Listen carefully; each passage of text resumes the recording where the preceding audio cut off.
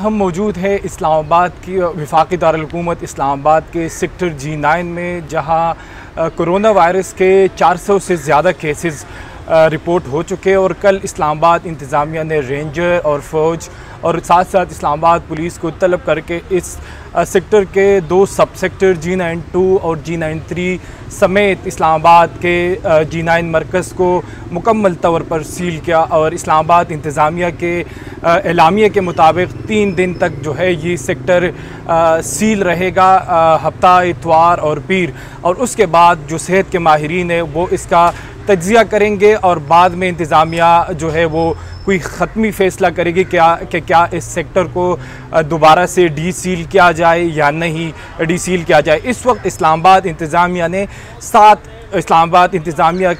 इस्लामाबाद के 7 सेक्टर्स को जो है वो ख़तरनाक करार दिया गया, जिसमें सबसे टॉप पे जो है वो इस्लामाबाद के G9 सेक्टर है, जिसमें अभी तक कोरोना वायरस के मरीज़ों की तादाद 400 से ज़्यादा है। जबकि इस्लामाबाद पूरे दारुल खिलाफे में जो कोरोना वायरस के मरीज़ हैं उनकी तादाद 7,000 से तजावज़ कर गई है। इसके साथ साथ 70 के लगभग लोग जो है वो इस वायरस से जान बहक हो चुके हैं।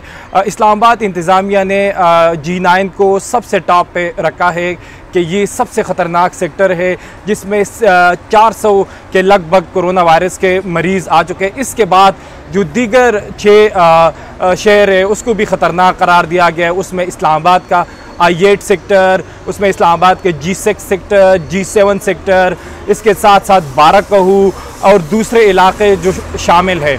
इस्लामाबाद इंतज़ामिया के मुताबिक इन सेक्टरों की मॉनिटरिंग जारी है और बाकायदा मॉनिटरिंग के बाद देखा जाएगा कि किस तरह उनको सील करना है या नहीं।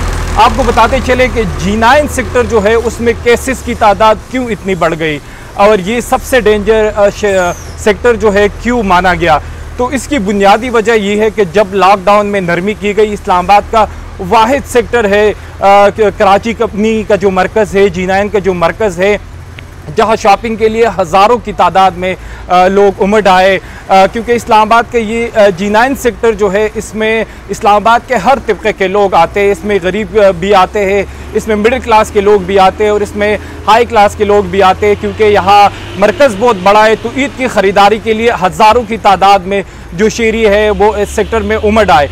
इस्लामाबाद इंतज़ामिया यहाँ SOPs पर अमल दरामद नाफिज कराने में मुकम्मल तौर पर नाकाम रही और उसकी सूरत हाल आपके सामने है कि आज इस सेक्टर को मुकम्मल तौर पे सील किया गया। 400 के लगभग कोरोना वायरस मरीज़ों की तादाद है। इसके साथ साथ यहाँ पे जो लंगर खाने थे उसमें भी बेतहाशा रश रहा। इस्लामाबाद इंतज़ामिया को बार बार मीडिया ने यहाँ के मराकिज़ की और यहाँ के लंगर खानों की निशानदही की कि ये मुस्तक़बिल में कोरोना हॉटस्पॉट्स बन सकते हैं।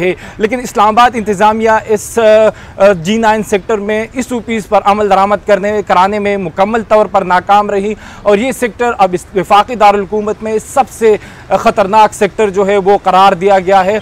और बाकी जो 6 सेक्टर है उसमें भी इस्लामाबाद इंतज़ामिया की मॉनिटरिंग जारी है। I8 सेक्टर में 163 केसेस है, G6 सेक्टर में 93 केसेस है, G7 सेक्टर में 93 केसेस हैं।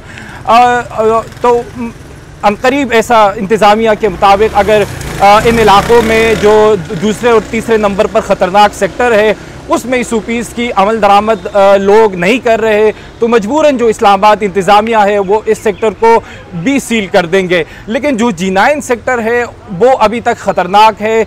400 के करीब के लगभग जो केसेस है वो मंजरेआम पर आ चुके हैं। और हमने आपको बताया कि ईद से पहले जब लॉकडाउन में नरमी की गई तो इंतज़ामिया यहाँ पर SOPs के अमल दरामद में मुकम्मल तौर पर नाकाम रही। यहाँ के सेक्टर में हज़ारों की तादाद में लोग उमड़ आए, लंगर खानों पर बेतहाशा रश रहा और यहाँ पर SOPs जो है उसकी धज्जियाँ उड़ाई गई।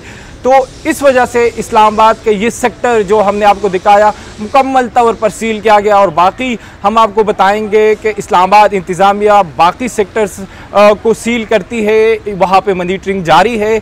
बहुत शुक्रिया।